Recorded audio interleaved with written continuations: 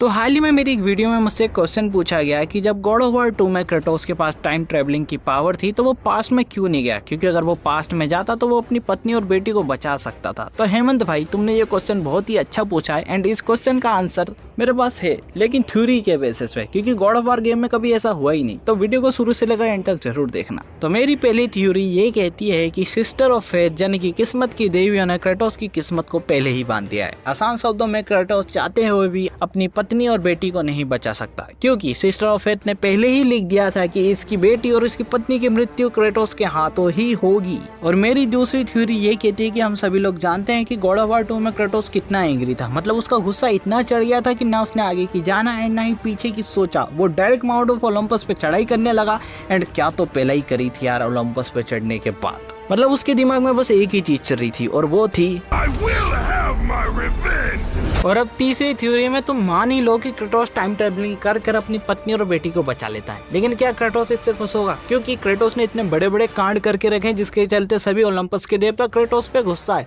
अब मान लो कि कभी पूरे गॉड्स ने क्रेटोस की फील्डिंग सेट कर दी, तो क्रेटोस अपने आप को बचाएगा या फिर उसकी पत्नी और बेटी को? क्योंकि जब क्रेटोस अकेला था तो वो सवा शेर था, लेकिन जैसे ही उसकी पत्नी और बेटी आई, क्रेटोस की एक बहुत ही बड़ी वीकनेस सामने आ गई। क्योंकि मान लो कि उसकी बेटी को किसी ने पकड़ लिया और कहता है कि क्रेटोस आत्मसमर्पण कर, तो क्रेटोस को तो करना ही पड़ेगा ना, क्योंकि वो उसकी बेटी और पत्नी से बहुत प्यार करता है। तो ये थ्योरी भी कोई काम की नहीं रही, इसलिए क्रेटोस शायद टाइम ट्रेवलिंग करके पीछे नहीं गया। तो ये थी वो 3 थ्योरी जो कि मैंने अपने मन से बनाई। लेकिन अगर आपका पेट फिर भी नहीं भरा तो चलो एक लास्ट थ्योरी और बता देता हूँ। तो मान लो कि क्रेटोस टाइम ट्रेवलिंग करके अपनी पत्नी और बेटी को बचा लेता है एंड अब वो खुशी खुशी रह रहे हैं। तो अगर वो खुशी खुशी रह रहे हैं तो क्या कभी क्रेटोस आइरिस को मारेगा?